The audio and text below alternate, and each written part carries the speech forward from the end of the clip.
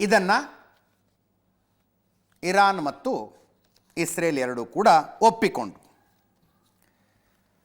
ಸೈಯದ್ ಅಬ್ಬಾಸ್ ಅರಾಗ್ಚಿ ಇರಾನಿನ ವಿದೇಶಾಂಗ ಸಚಿವರು ಟ್ವೀಟ್ ಮಾಡಿದ್ರು, ಇಸ್ರೇಲಿಗೆ ಶಿಕ್ಷಿಸಲು ಸೇನಾ ಕಾರ್ಯಾಚರಣೆ ನಡೆಸಿದ್ವಿ.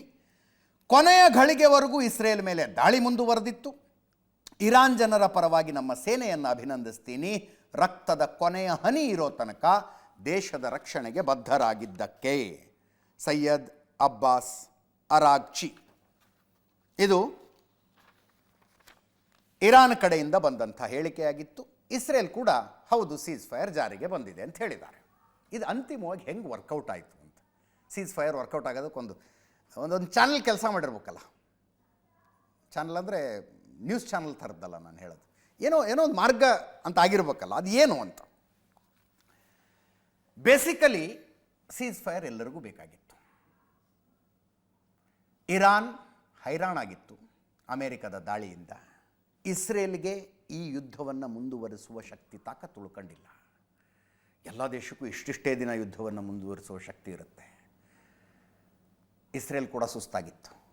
ಅಮೇರಿಕಕ್ಕೆ ಸಾಕಪ್ಪ ಇದನ್ನು ಮುಂದುವರಿಸಬಾರ್ದು ಅಂತ. ಮಿಡ್ಲ್ ಈಸ್ಟ್ನಲ್ಲಿ ಎಲ್ಲೆಲ್ಲಿ ಅಮೇರಿಕ ಕೈ ಹಾಕಿದೆಯಲ್ಲ, ಇದನ್ನೊಂದು ವಾರದಲ್ಲಿ ಮುಗಿಸ್ಕೊಂಬಂದುಬಿಡ್ತೀವಿ, 15 ದಿವಸದಲ್ಲಿ ಮುಗಿಸ್ಕೊಂಬಂದುಬಿಡ್ತೀವಿ ಅಂತ ಬಂದಿದ್ರಲ್ಲ, ಅಲ್ಲೆಲ್ಲ ವರ್ಷಗಟ್ಟಲೆ ಹಿಡಿದಿದೆ. ಅಮೇರಿಕನ್ ಸೈನಿಕರು ಪ್ರಾಣ ಬಿಟ್ಟಿದ್ದಾರೆ.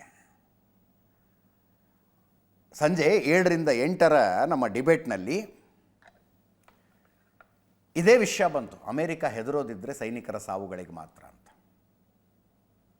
ಇದನ್ನು ಮುಂದುವರಿಸೋದು ಬೇಕಾಗಿಲ್ಲ. ಅಲ್ಲಿಂದ ಬಾಂಬರ್ಗಳು ಬರ್ತವೆ, ಹಾರ್ಕೊಂಡು 18 ತಾಸು ಬರ್ತವೆ, ಇರಾನಿನ ಏರ್ ಸ್ಪೇಸ್ ಪ್ರವೇಶ ಮಾಡ್ತವೆ. 35 ನಿಮಿಷ ಅಲ್ಲಿ ಇಲ್ಲಿ ಹಾರಾಟ ನಡೆಸಿ ಇರಾನಿನ 3 ಅಣು ಕೇಂದ್ರಗಳ ಮೇಲೆ ಬಾಂಬ್ ಹಾಕ್ತವೆ, ಮತ್ತೆ ಹೋಗ್ತವೆ. ಎಲ್ಲ ಸೇರಿಸಿದ್ರು ಒಂದು 3-4 ಸಾವಿರ ಕೋಟಿ ಖರ್ಚಾಯಿತು ಅಮೇರಿಕಕ್ಕೆ. 14 ಬಾಂಬ್ ನೆನ್ನೆ ಹಾಕಿದ್ದವರು. ಒಂದೊಂದು ಬಾಂಬಿನ ರೇಟು 178 ಕೋಟಿ ಇಂಡಿಯನ್ ಕರೆನ್ಸಿಯಲ್ಲಿ. 178 ಕೋಟಿ. ಆ B-2 ಬಾಂಬರ್ಗಳು 1 ತಾಸು ಫ್ಲೈ ಮಾಡಿದ್ರೆ 1,29,00,000 ಇಂಡಿಯನ್ ಕರೆನ್ಸಿಲಿ ಖರ್ಚಾಗುತ್ತೆ.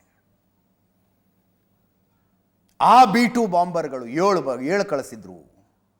ಅವುಗಳಿಗೆ ಪೆಟ್ರೋಲ್ ತುಂಬಿಸೋದಕ್ಕೆ 10 ಟ್ಯಾಂಕರ್ಗಳು, ಅವೆಲ್ಲವುಗಳ ರಕ್ಷಣೆಗೆ 70 ಬೇರೆ ಫೈಟರ್ ಜೆಟ್ಗಳು, 125 ವಿಮಾನ ತಗೊಂಡು ಬಂದಿತ್ತು ಅಮೇರಿಕ.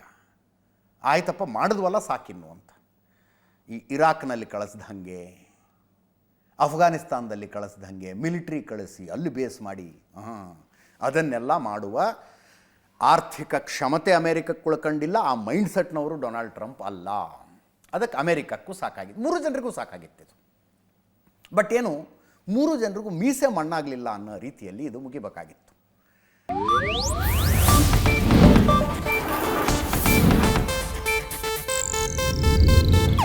ಇದು ಏಷ್ಯಾನೆಟ್ ನ್ಯೂಸ್ ನೆಟ್ವರ್ಕ್ ಪ್ರಸ್ತುತಿ.